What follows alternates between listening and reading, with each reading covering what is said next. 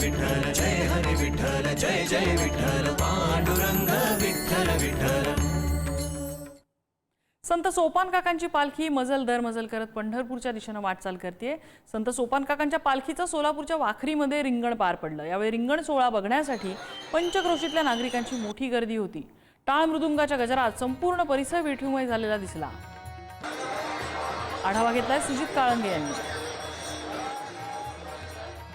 रामकृष्ण हरी मंडळी संत सोपान काका महाराजांच्या पालखीचं उभं रिंगण बाजीरावजी विहीर या ठिकाणी संपन्न झालेलं आहे। प्रत्येक वर्षी या पालखीला या ठिकाणी असणारा रिंगणाचा जो मान आहे तो मान असतो। प्रत्येक वर्षी या ठिकाणी पालखी येत असते आणि दरवर्षी हे रिंगण या ठिकाणी संपन्न होत असतं। संत सोपान काका महाराजांची पालखी ही सासवडवरून पंढरपूरला जात असताना जी रिंगणं होत असतात त्यातलं दुसरं रिंगण हे आज या ठिकाणी बाजीरावजी विहीर या ठिकाणी संपन्न झालेलं आहे। आणि संत ज्ञानेश्वर महाराजांच्या पालखीचं रिंगण ज्या मैदानामध्ये असतं त्या मैदानाच्या बाजूच्या रोडवर खरं तर हे रिंगण या ठिकाणी संपन्न झालेलं आहे। आणि पुन्हा एकदा या मातीमध्ये दोन भावांचा असणारा जो सोहळा आहे तो दोन भावांचा सोहळा संपन्न झालेला आपल्याला पाहायला मिळतोय। या निमित्तानं बाजीरावची विहीर या ठिकाणी पुन्हा एकदा ही भावंड भावना आपल्याला पाहायला मिळालेली आहे।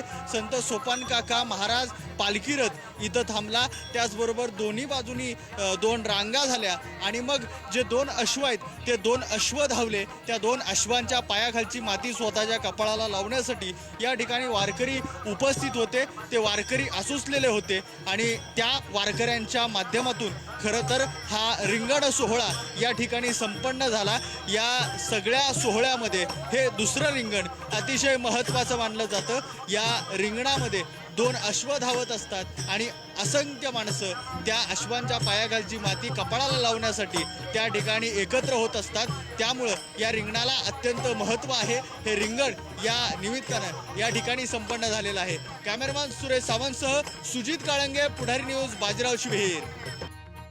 आणि मजल दर मजल करत संत मुक्ताईंची पालखी विठुरायाच्या पंढरी नगरीत दाखल झाली आहे। यावेळी मुक्ताईच्या दर्शनासाठी भाविकांनी मोठ्या प्रमाणात गर्दी केली।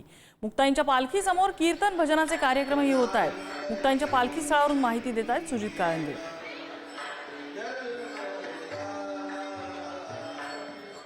रामकृष्ण हरी मंडळी, सध्या आपण पंढरपूरमध्ये आहोत आणि पंढरपूरमध्ये काल मुक्ताई आईसाहेबांची पालखी मुक्ताई नगरवरून जी आलेली आहे ती पालखी दाखल झालेली आहे।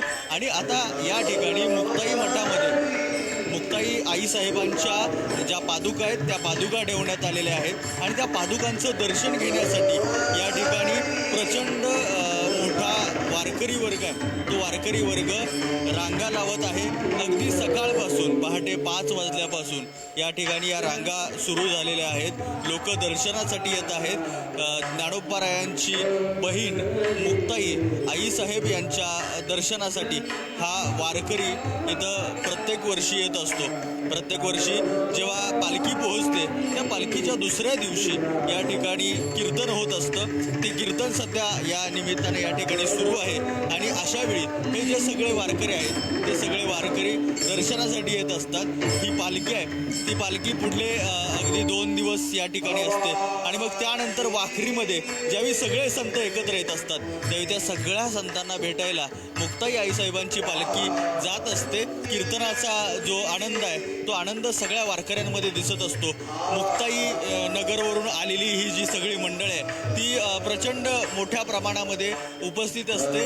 वर्षोनवर्ष या ठिकाणी प्रचंड मोठा टप्पा पार करत पंढरपूरमध्ये ही मंडळी दाखल होत असते आणि ही दाखल झालेली मंडळ आहे ती या ठिकाणी पंढरपूरचा आनंद घेण्याचं काम करत असते। आता पंढरपूरमध्ये हळूहळू दिंड्या यायला सुरुवात झालेली आहे। या दिंड्यांच्या माध्यमातून खरं तर पंढरीची ही जी नगरी आहे ती नगरी दुमदुमून गेली आहे असं म्हणायला काही हरकत नाही। कॅमेरामन सुरेश सावंतसह सुजित काळंगे, पुढारी न्यूज, पंढरपूर। पंढरपूरच्या आषाढी वारीच्या भजन कीर्तनात सोलापूरचे जिल्हाधिकारी आणि झेडपी सीईओ दंग झाल्याचं बघायला मिळालं। यावेळी जिल्हाधिकारी कुमार आशीर्वाद आणि झेडपी सीईओ कुलदीप जंगम यांनी वारकऱ्यांसोबत टाळ हातात घेऊन भजनाचा आनंद लुटला आणि टाळ हातात घेऊन वारकऱ्यांसोबत ठेकाही धरला। त्यांच्यासोबत प्रशासनातले अनेक अधिकारी सुद्धा विठुरायाच्या भजनात दंग झाल्याचं बघायला मिळालं।